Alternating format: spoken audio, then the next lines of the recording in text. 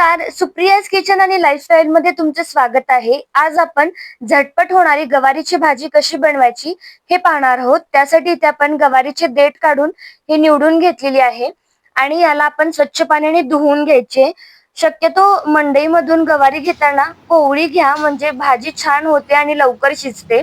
तर आता फोडणीसाठी आपण या कढईमध्ये तेल घालून घ्यायचं। तेल छान गरम झाल्यानंतर आपल्याला इथे थोडेसे जिरे घालायचे आहेत।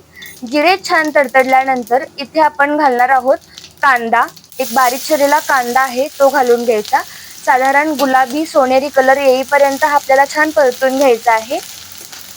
तुम्ही या चॅनलवरती नवीन असाल आणि चॅनल अजून सबस्क्राईब केलं नसेल तर नक्की सबस्क्राईब करा, कारण मी जेव्हा नवीन व्हिडिओज अपलोड करते त्याचे नोटिफिकेशन तुम्हाला नक्की मिळतील। आता कांदा छान भाजल्यानंतर इथे लसूण, कढीपत्ता, खोबरं आणि कोथिंबीर याचं केलेलं वाटण घातलेलं आहे। लाल चटणी घातलेली आहे। किती तिखट हवंय त्यानुसार तुम्ही इथे कमी जास्त करू शकता। हळद पावडर, गरम मसाला, धने जिरे पावडर, त्यानंतर लाल मिरचीची पावडर असते ती घालायची आहे आणि याला व्यवस्थित मिक्स करून घ्यायचंय।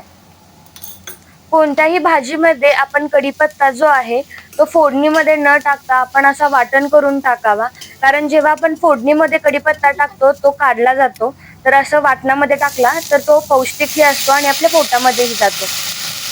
आता इथे आपण स्वच्छ पाण्याने धुवून घेतलेली ही गवार घालून घेऊयात आणि याला छान 1-2 मिनिटं आपण तेलामध्ये असंच परतून घ्यायची। कोणतीही भाजी बनवताना आपण डायरेक्टली त्या तेलामध्ये आणि मसाल्यामध्ये ती भाजी परतून घ्यायची आहे। पाणी टाकण्याची जास्त घाई करायची नाही। साधारण 2 मिनिटांनंतर आपण ह्यामध्ये एक पाणी घालून घेऊयात।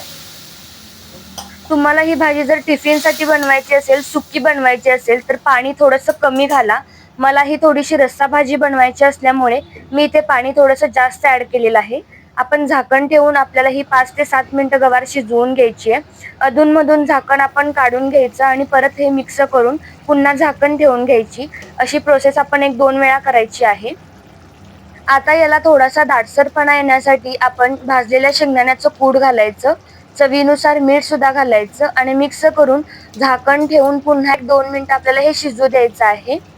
तुम्ही हा व्हिडिओ अजून लाईक केला नसेल तर नक्की लाईक करा, कारण तुमचा एक लाईक माझ्यासाठी खूप प्रोत्साहन देणारा असतो। इथे पाहू शकता तुम्ही या गवारीला किती छान कलर आलेला आहे आणि ही गवारी छान शिजली गेलेली आहे। यावरती आता आपण बारीक चिरलेली हिरवी कोथिंबीर घालून घ्यायची आहे। मला कोणत्याही पदार्थामध्ये कोथिंबीर घालायला जास्त आवडतं, त्याच्यामुळे मी कोथिंबीरचा वापर जास्त करते। तर अशा तऱ्हेने ही गवारीची भाजी खाण्यासाठी तयार आहे। भाकरी, चपाती, भातासोबत तुम्ही ही भाजी खाऊ शकता। तर रेसिपी कशी वाटली हे मला कमेंटमध्ये नक्की सांगा। या पद्धतीने तुम्ही गवारीची भाजी नक्की करून पहा। तुमच्या फॅमिलीमध्ये, फ्रेंड्समध्ये रेसिपी जरूर शेअर करा आणि व्हिडिओ शेवटपर्यंत पाहिल्याबद्दल मनापासून धन्यवाद।